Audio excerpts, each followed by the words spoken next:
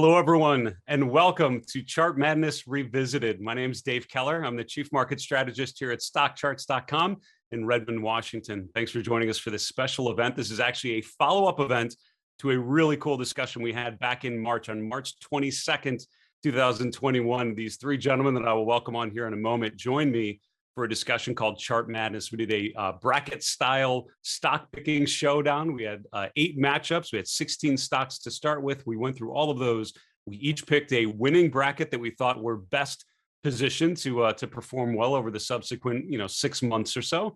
Now we have a chance about 7 months later to look back and look at how the world has changed, how the markets have changed, how our picks have evolved over that time frame, and see what lessons we can learn. And I hope what you will find from this discussion is not just the benefit of technical analysis and helping you understand trends, but most importantly, the value of technical analysis in money management, how it can help you along this 7-month path that we've been on as investors. And we'll share with you some of the lessons learned along the way, and also what we're thinking going forward. Where do we think the best opportunities may lie in the future? Joining me for this great follow-up discussion are the 3 experts that joined me back in March. I want to welcome on today's guest, Greg Schnell from GregSchnell.com, coming to us from the Calgary area. Tom Bowley from EarningsBeats.com, a frequent face and voice on StockCharts TV, and Grayson Roze from StockCharts.com here in the Seattle area. All 3 of you guys, listen, thanks for coming back. Thanks for being bold and brave enough to represent you and your work and your picks 7 months later. Welcome to the show, guys. Bold and brave, that's us. So, we talked about, guys, and when we talked about when we first did this special, I remember when we were planning out this special in early March of this year, I think one of the things we talked about is just the challenges of trying to pick stocks for different timeframes, and particularly this far out. We're looking sort of, 6 months down the road, and we'll share some of the stats of how these stocks have evolved. But I think for many of us, you sort of realize how hard it is to look that far down the road and not have chances to kind of tweak things along the way. I mean, Greg, you and I particularly have talked about that. Is that a fair way of describing this? Absolutely. I think just trying to guess where something's going to be 3, 6, 12 months without using, some risk management tools is very difficult and very hard to outperform if you continue to let risk enter your portfolio that's drawing down your returns. It's a big deal to stay focused and keep on top of the rotation. It's absolutely right. And, as we're looking at a chart of the S&P here, so we started the clock, and this is my very busy chart of the S&P. I always tell people to, and on the air, I try to show simple charts, but I fail on my S&P chart every time because I tend to want to have the chart be an ongoing conversation between you and the markets, kind of showing what you're thinking. And, when we started the clock here in March 22nd, that's when we were recording or discussing these picks, which is right about here. It's interesting how the markets have evolved, where you had sort of this 6-month period of just acceleration to the upside, but that really didn't tell all the story, Tom, right? I mean, you had some different periods of leadership along the way. So I feel like if we stop the clock in June, if we stop the clock in September, if we stop the clock in October, you almost have 3 different results, right? Yeah, this was a really, really sad reminder of how badly I picked my basketball teams in bracket pools. This was a reminder in the stock market that you can do the same thing. Anybody out there who's ever been in March Madness, you'd like to redo your brackets at about halftime. I would have liked to have done that at halftime of the 6 months, because the growth stocks, which I favored quite a bit in my brackets, really took a big hit for those first couple of months after the contest started, and that kind of put me behind the 8 ball on a lot of these picks, and some came back, some didn't. So the changing dynamics of the market certainly played a role. I think, and people should know, we had a Slack channel going during the competition. I think that's when the needling of Tom Bowley really hit a peak, was right about there when the value names were working, and some of us felt pretty solid about that. Of course, I think in some ways Tom may have had the last laugh, and we'll get to that later when we talk about what we all actually picked. But Grayson, when you look back at this last 7 months and you see what's happened, I mean, I feel like we've lived a lifetime as an investor through this different cycle. I mean, what can you give us a lesson learned over this period as you're thinking about what transpired relative to what you might have expected back in March? Yeah, I mean, it's interesting, Dave, that you've got the chart of the S&P 500, because when I look at this chart now, I mean, we've had a bit of a breakdown here in the last month or so, but when I look at this chart and I think back over the last 7 months, what stands out to me, what it represents is that the S&P 500 is not the market. I mean, we've got an S&P 500 here that seems really resilient. I mean, it seems like this market's just been steadily moving higher, but as we found with a lot of these stock picks, and if you look at other indexes like the Russell 2000, if you start to look further down the cap tiers to mid caps and small caps, this is a market that really has just been going sideways. So it's interesting that you have that chart of the S&P 500 up, because I think as you see reflected in the 16 stocks that we have, the S&P 500 is not the market, and things can go sideways, things can chop around. That's what we ultimately found with a lot of these 16 names that we have. There's a lot of sideways trading action among this group. That's such a great way to put it. I was told, it's not a stock market, it's a market of stocks. And I think this experience is a great illustration of that. And you see how, and I think as we're going to get here now to some of the first round picks and kind of talk through them if we could, but it's interesting how very few of them have just been in line with the market. I mean, there's a lot of differentiation from stocks that really worked to stocks that didn't. So just to set the stage, as we look at this period, and we're going to start with this first matchup, but the S&P between March 22nd and September 22nd, up about 11.5%. Only 4 of the names actually outperformed the S&P. 4 of the names out of our 16 actually outperformed, which I think speaks to, the challenges of active management, the challenge of picking stocks, but also the challenges of doing it on that time frame and essentially not touching anything, which is what we did. I think what we'll find as we go through some of these charts is the benefit of watching these charts, during this period and knowing when to scale in and out and be good money managers. So let's do this, guys. We have 8 initial matchups that we went through. And when we did this back in March, we went through each one of these, kind of talked about the prospects. Let's now go through each one of these, just talk about what we learned and how the year played out. Any changes, any significant moments that you thought told the story here. We'll start with Visa and PayPal. So each one of these initial matchups kind of had a theme to them. Here we have sort of the payment processors, I guess I would describe them. And it's actually, I don't know if it's a surprise or not, but the two of these actually had very similar return profiles through the course of the year. Some of the matchups did not. But this one, overall relatively choppy, both underperformed to a little degree, but not by much. They're both up sort of in the 8 to 11% range. Any thoughts initially on this first matchup? Well, I mean, I would just say clearly this was one of the tightest matchups that we had throughout the entire contest. I think they both did well. They both did underperform the S&P 500, but barely. So they were kind of keeping pace. And I think what it shows more than just about anything else is when, they didn't go exactly the same. And so if you're looking at, trying to determine from time to time what stock you would be more interested in owning, I think if you did a relative chart of these two stocks and just kept it and looked throughout the period, it would tell you different times throughout the period where you might want to be in one versus the other.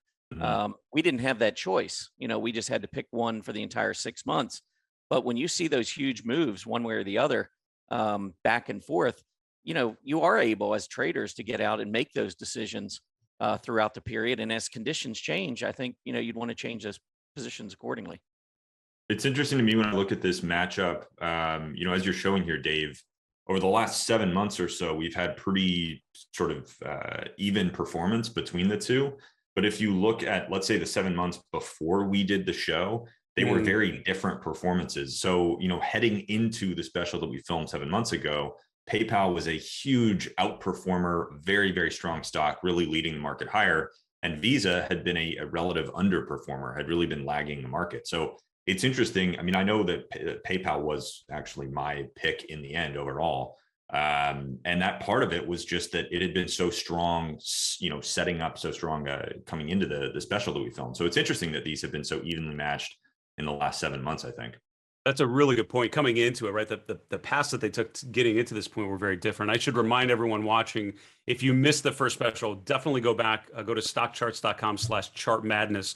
You can watch the initial special. Here you see what charts each of these guys and myself as well, what we were using to pick or describe these matchups, and then what motivated our decisions at that point. The second one is an interesting one. And Tom, maybe we can start with you. You were the sole proponent for Tesla. The rest of us all picked Ford in the first round. And it's interesting. And this is when I think about when we stopped the clock, we have Ford here in black, we have Tesla in blue. we stopped the clock in June. This is one experience. We stopped the clock in September. All of a sudden, it's very, very different. I mean, the movements in these names relative to one another have been a stark contrast, but ending up in very much a similar way right today. Yeah, I think that move that you see from mid-May to early June in Ford, that the correlation, the positive correlation between that and the number of Slack messages that were being posted. This is where it was really heating up. I think that's probably that tells the best story of that, I think. Yeah, that's all I remember from it. Yeah, I made a comment back at the time, when we made the selections. I kind of viewed this as like my number 1 seed versus number 16 seed. But I had to eat some crow for a while, and Ford held up really well and was coming back at the end and made it quite a match. So I think the autos in general, which did well, I think will continue to do well going forward. I think they still look like a pretty good group relative to the S&P 500. But yeah, I mean, I was a big fan of Tesla and remain a big fan of Tesla, but this was a tight race in the end that came right down the wire. Yeah, both of these have done just fine on a relative basis, to be clear, at the end of the day. And it's interesting when we think about, I think I was originally approaching this as sort of a very simplistically, it's like electric vehicles or not electric vehicles. In the end, it's all, I mean, that's the bet you're making for the entire space, really. The charts start to bear that out, I guess. The next matchup, if we could go to you, Greg, this was ConocoPhillips versus Plug Power, sort of the old energy versus new energy, if we can describe this. And this is maybe one of the biggest spreads we've seen between the two, where COP certainly was, one of the better performers over the time frame, and then Plug certainly lagging behind in a pretty major way. You and I both picked ConocoPhillips. Do you stand by that decision? How did you think about how this has played out, actually? Well, actually, what I was surprised at is really Conoco didn't get going until the competition ended. So it literally was 10%. It was basically in line with the S&P 500 over the 6 months.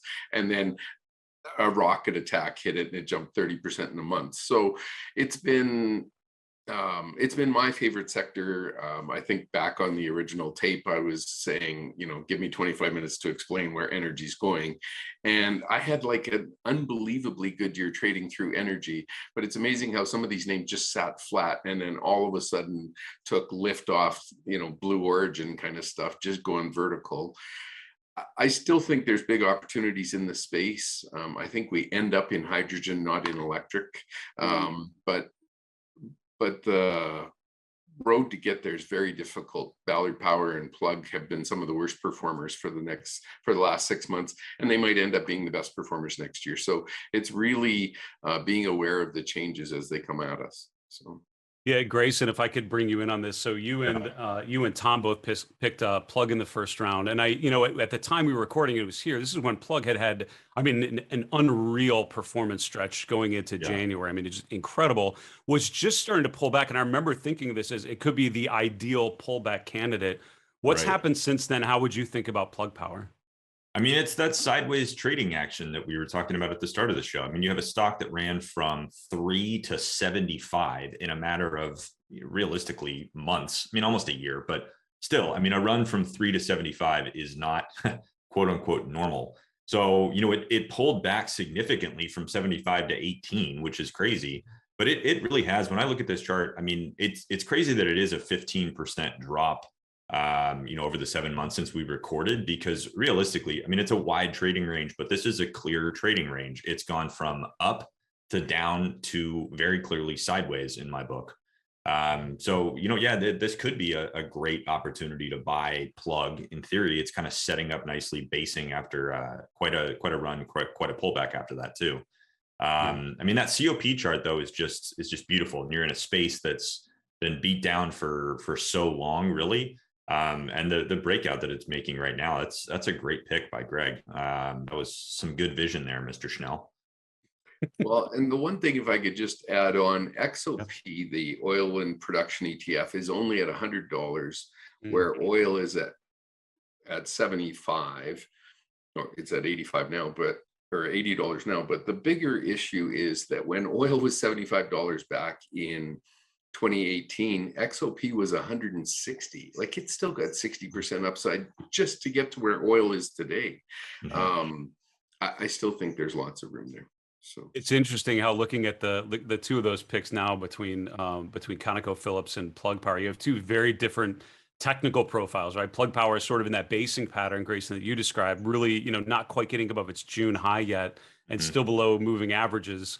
Whereas ConocoPhillips in a lot of the energy space, obviously really rotating higher at the point that we're recording this, which is certainly a differentiation. This next one, this fourth one, was a fascinating string of performance. Greg, I think you and I, or sorry, Tom, you and I can spend as much time as we want talking about the benefits of Nvidia and our exceptional foresight picking that one over the clearly inferior Intel. So we'll spend probably the remainder of the show on this one. But no, in all honesty, I mean, this is another one that ended up being a pretty good spread.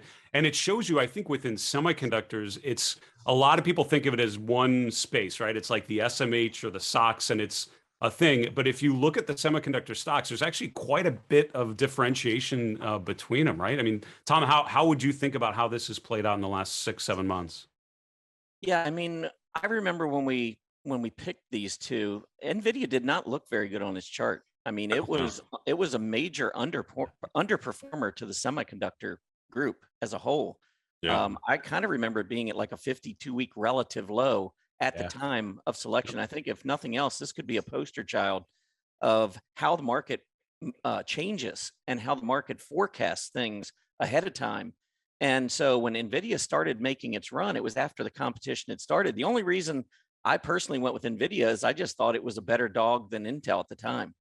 I thought they were both bad. And I kind of remember talking about Applied Materials, saying I wish Applied Materials had been there because it had been such a great performer. But now Applied Materials isn't performing and Nvidia's taken off. So it's that constant rotation that you see. Even, we talk about rotation between sectors or asset classes, but also within industries, you see rotation between stocks that are leading and then go into lagging and then go back into leading. And I think Nvidia was a perfect example. I mean, there's no way looking at that chart that I could have picked Nvidia to go very far. I just thought, it looked to me a little bit better than Intel. But Nvidia turned out to be obviously the best performer in all the stocks we had. Yeah, it's amazing. This is when we were recording it. It had just come off of its 200-day moving average. And I mean, from a technical perspective, you could make the argument that it had just broken down. I mean, it looked really painful, but it had just made just trying to make a higher low. And I remember thinking, boy, that could be an interesting springboard. And it evolved. And I think for me, it's a great reminder of just the importance of relative strength. About a month or two after the competition, you see how the relative strength started to improve, and then it's done really well since then. Dave, one thing to add to that, just while we're on this matchup, please. On the flip side, I mean, we're talking a lot about Nvidia. On the flip side, Intel is such an interesting example here because, I mean, as you can see there, this actually is a perfect example of why charts matter and why watching price action matters. Because when we were heading into this competition, Intel was my pick because it was setting up for this beautiful breakout. And you had a group that was leading. Semiconductors, a really, really strong group. So it was backed by the strength of its sort of brothers and sisters, if you will. And it was breaking out to new highs. I think it actually made new highs like the week after our recording. But then it failed that breakout. And so from that failed breakout comes this aggressive breakdown. And if you're not watching the charts and you're just picking things and saying, I'll come back in a year, I'll come back in 7 months, whatever it is, you're missing something. This is a great example of why. So I love the flip side of this too. I mean, the Intel side, was a failed breakout. Yeah.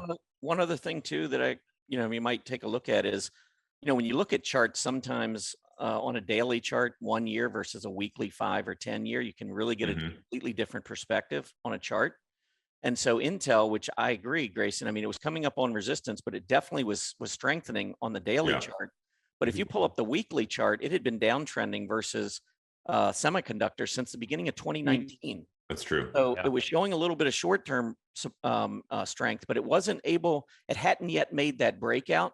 And I didn't really feel like I could trust it. And that was the reason why I didn't, go with the short-term strength, because from a longer-term perspective, I thought it had broken down.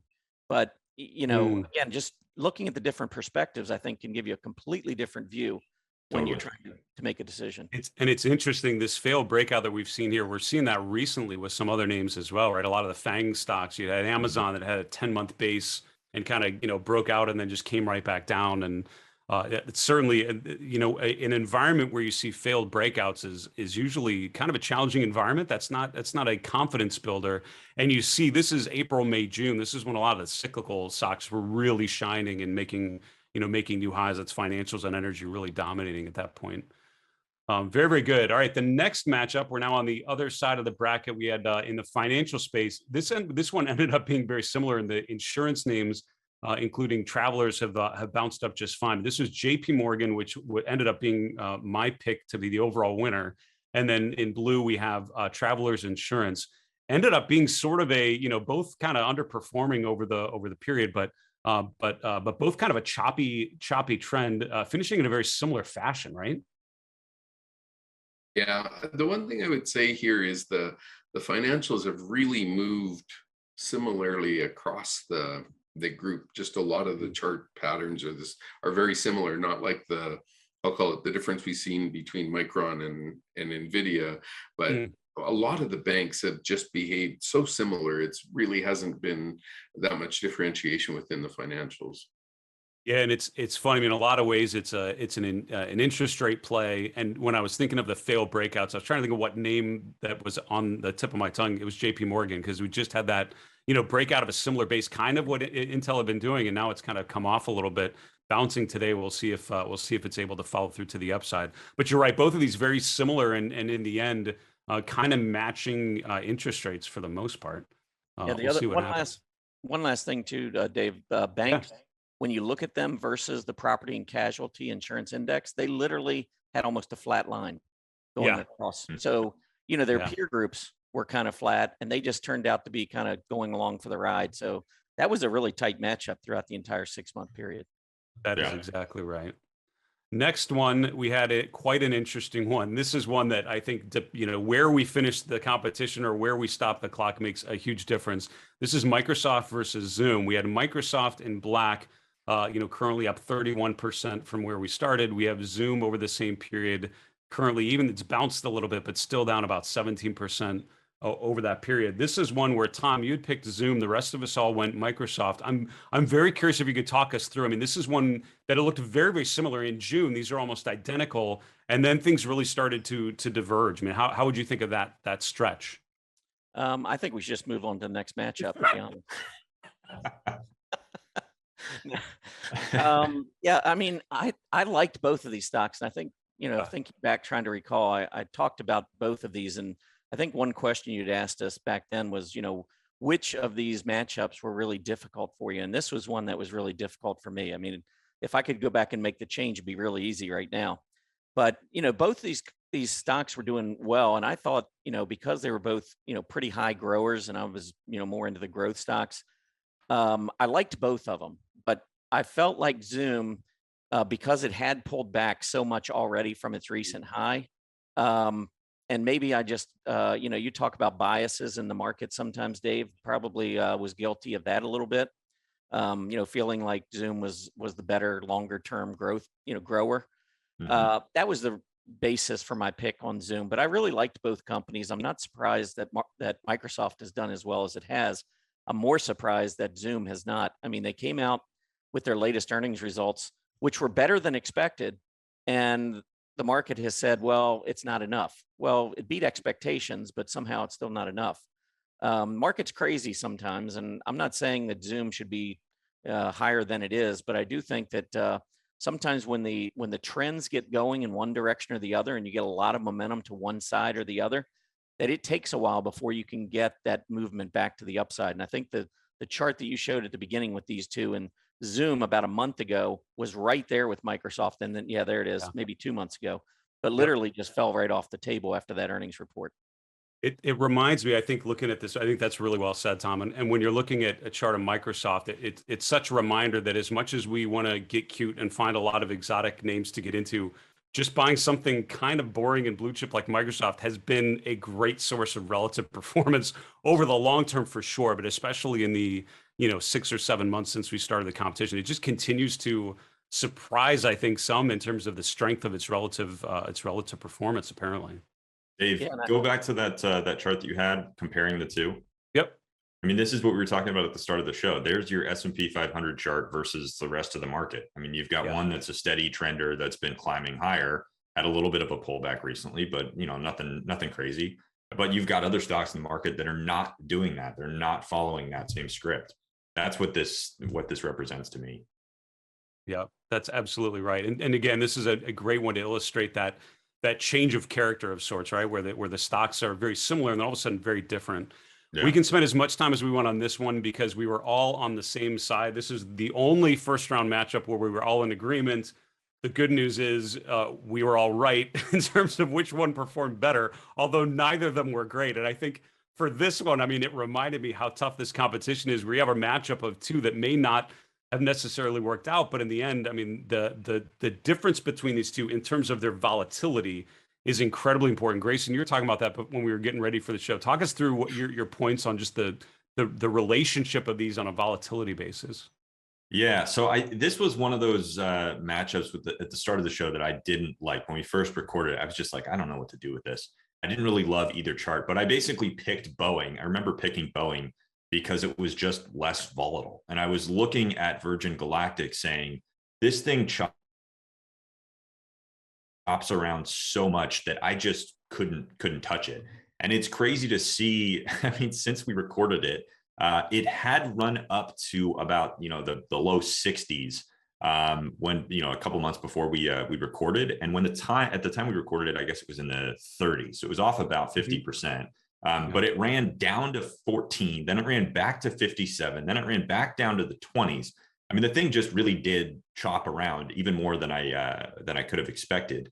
And that volatility is just really, really hard, especially when you have, you're comparing it to something like Boeing that, has been volatile, obviously, but not in this same kind of chaotic pattern. But it was Greg, you were saying something about if you're going to trade with the Reddit crowd, you got to trade quickly. Was that it?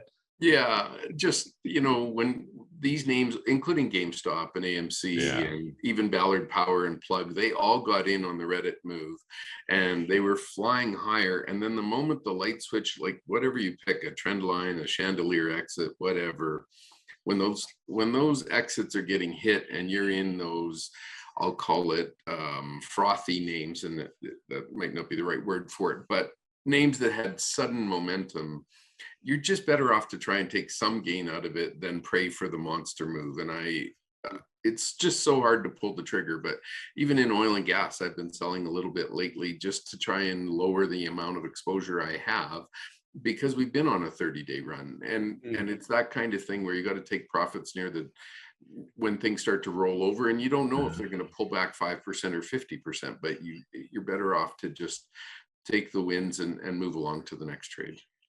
I appreciate that you pointed out the price levels, because I think it's very easy when you're looking at the charts to just look at the patterns, which is what I do most often. Is you're looking at price patterns and breakouts, but you have to remember these are what I would call career busting percentage swings that are happening here. I mean, if you're on the wrong side of this, these are portfolio destroyers very, very quickly. So thinking of technical analysis in the value of managing risk, and you mentioned some of the ways to, think about stops on some of these, Greg. I think that's a point very well taken.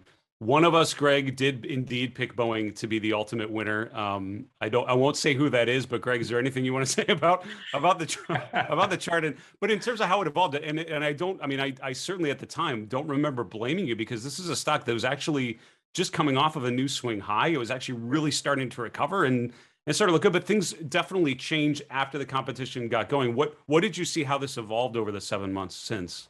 What was really interesting was, first of all, I think we were all expecting COVID to be over and we were going to move forward. Australia is still locked down. Canada, for the most part, we're locked down, just trying to get our ICU levels down. So the world hasn't been able to recover as quick. So that's slowed air travel. Obviously, Boeing's not an airline. But the other thing that's happened is commodity costs have soared against the company. Industrials have been flat largely for 6 months. So there's been a whole bunch of things that haven't really gone as I expected, but I do wonder now, looking forward, aluminum's up big this week. All of their input costs are up really big. And then for the airlines on the other side of it, fuel is taking off to the upside. it just makes it probably a way more challenging sector than I had envisioned back in March. If what I think is going to happen for energy continues, and commodities in general, I just think it's going to be a very hard space to make a lot of money in. It's a great set of points there. And I think the other reminder I have looking at the chart is, while the chart of Boeing, you can make one set of analysis, it's not just what the price looks like, but it's the relative, it's what you're not in if you own something like Boeing. I think that's what's killed you the most over the last 6 or 7 months, right? So many things that have just done better, right? The opportunity cost is huge. Opportunity cost, very, very real. All right, we're to the last matchup, which is Tilray and Mo Altria, and this was another one, probably one of the most significant spreads between the two. Greg, you picked Tilray, which did not do well. It's certainly, and it's funny, that space, I remember putting this in. This is sort of old tobacco versus new tobacco is a horrible way to describe it. It was sort of that kind of thing. I mean, it's sort of the established player versus, the cannabis trade and seeing that evolves. What you've seen is essentially the market going higher. You've seen, Mo and others just going sideways, but you've had a lot of these names, Tilray included, going down. How do you think of the difference between these ones? Well, and I think, the one thing I didn't think Altria would do was go up. And probably that was right. But I would say that I did expect the marijuana names to get a lot more lift with government support coming in multiple states, federal levels, Mexico, already legalized in Canada. I actually thought that they had pulled back enough over time that they were about to start their next leg higher on the back of more legislation favoring it. So that was kind of my big trade. I wouldn't have used Tilray. I think I said it originally. It wouldn't be my favorite in the space, but it wouldn't have mattered. The other ones didn't fare any better. So that's another, a really good example of trying to invest in a government theme, which hasn't worked. And, electric cars might end up being the same. So I would be more careful making the assumption that we're all going electric and getting on the back of that trade. And you might end up in, I think I've said it many times, but I was in a company called Global Thermoelectric that was supposed to replace energy back in 2000. And the stock went from 47 to 9 before I sold it. And, that was one of my better trades in terms of learning. It's 20 years later, and I remember it really well. Just staying in an ugly trade is terrible. And so in this particular case, you got to pull the pin and just walk away. Yeah. Hey, Greg. So are you saying that you weeded out Mo and that you thought the grass was greener on the other side? Tom, we're trying to elevate the discourse here, okay?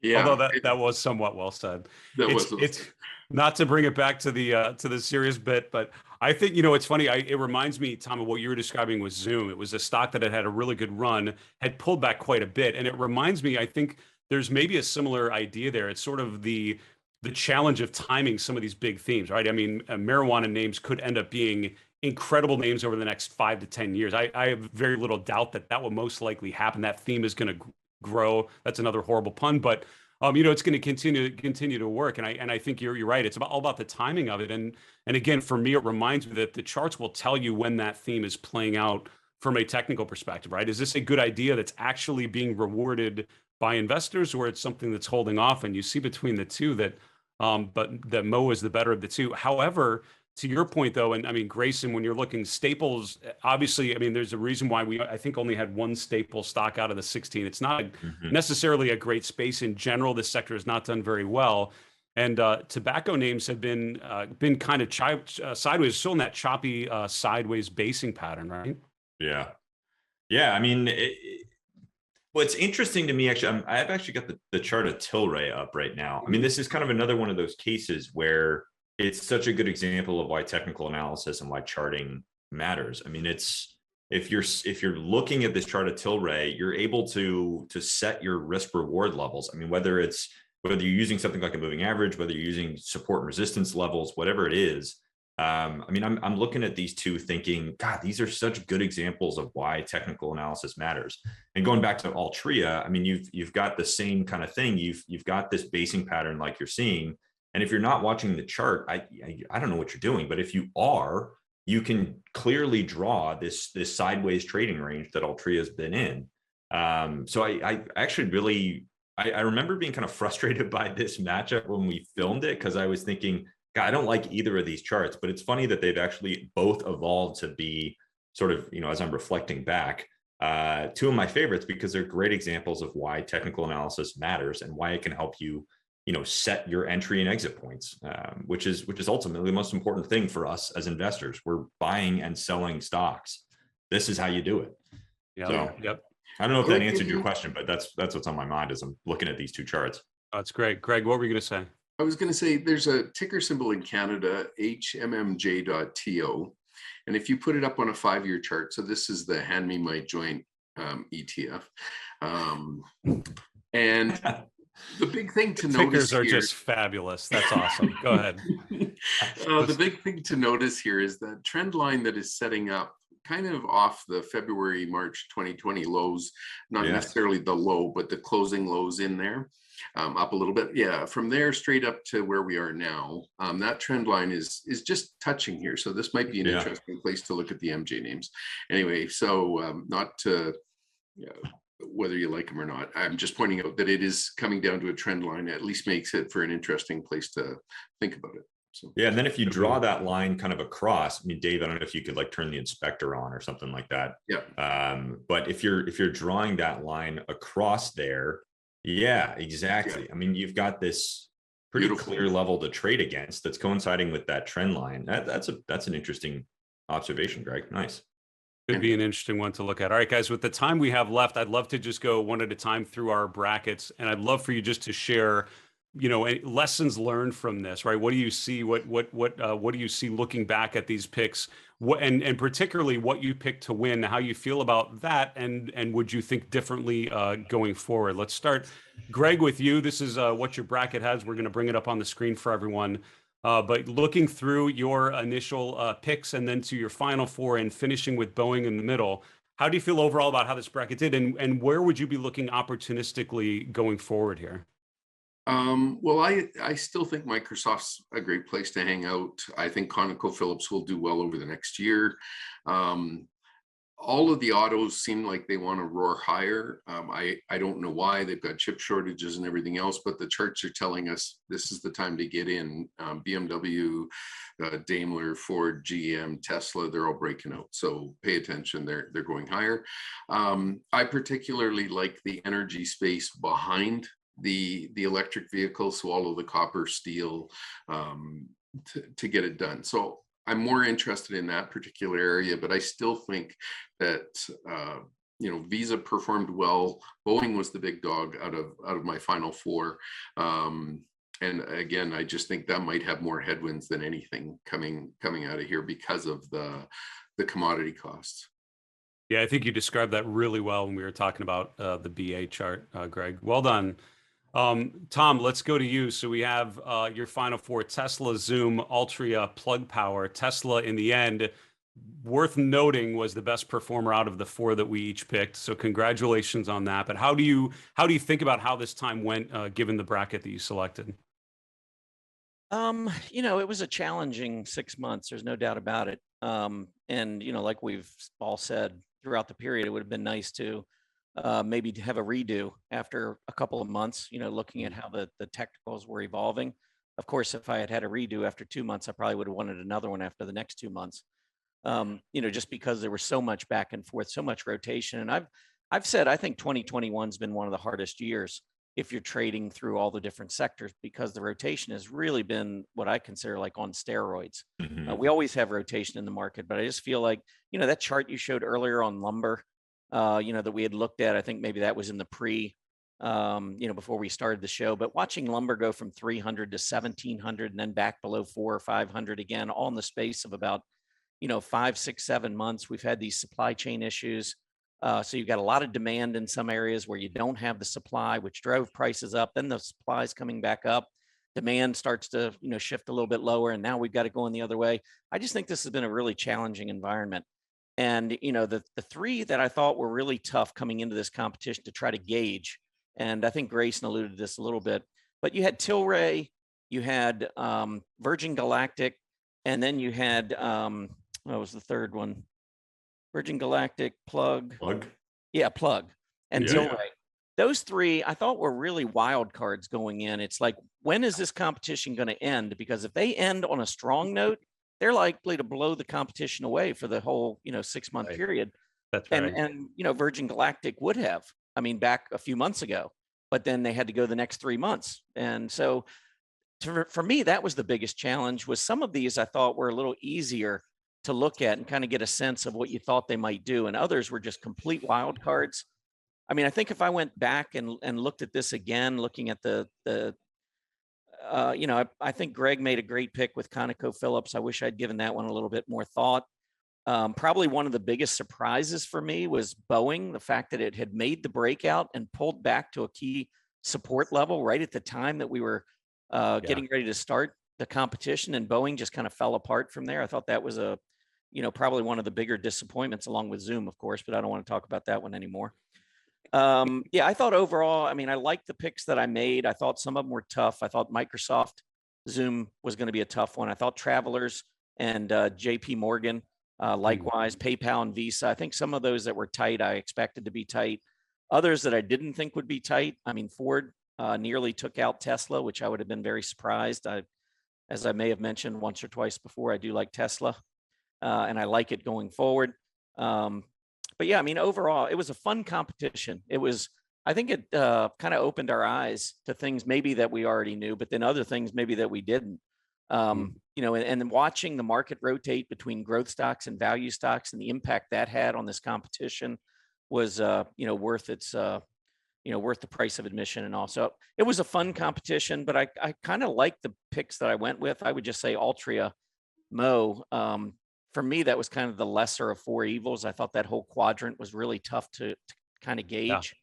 But otherwise, I thought things went, pretty well. You brought up such a great point. I think this has been fun to follow, mainly because I always coach people on making time to go back and look at how your picks have evolved. What's happened since you put a position on, and how could you have done it better? And this has certainly forced us to look through some of these matchups and how the world has evolved and how some of these individual names have, for sure. Grayson, this is what your bracket looked like. We're bringing it up on the screen here. We have your final four of PayPal, JPM, Altria, Intel, and then you went with PayPal number one. Tell us about your experience in here and how you feel about your bracket's performance. So this was a lot of fun. I think that the thing that I want to say at the start, well, maybe I'll save that. I'll start with my bracket. I'll do some commentary on that for a little bit. I'm still thrilled with PayPal as a decision. I think it was like the fourth top performer or something overall. But it, technically, when I look back at this chart and think about kind of why I picked it, it had a big run. It pulled back to a logical level. It actually bounced off of there and had a nice run after our competition, from about 227 to 310. A big run, retested the highs around 310.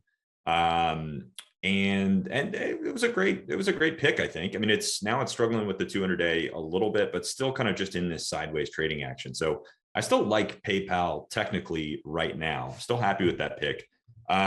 Looking around the bracket, I wish I had gone with Microsoft instead of JPM. I mean, Microsoft, just such a steady name, such a steady trender. And I think on the show, I remember saying something about just loving the long-term trend on Microsoft. And I should have respected that a little bit more.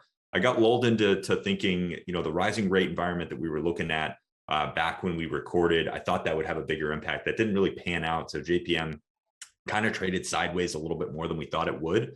But not a ton of regrets there.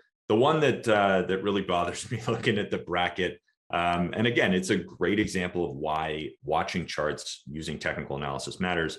Picking Intel over Nvidia in the first round, that hurts when I look back at that one. So that's interesting. But there are no do-overs in Chart Madness, Grayson. I'm so sorry. No do-overs. I know. But no mulligans. Still happy with PayPal overall.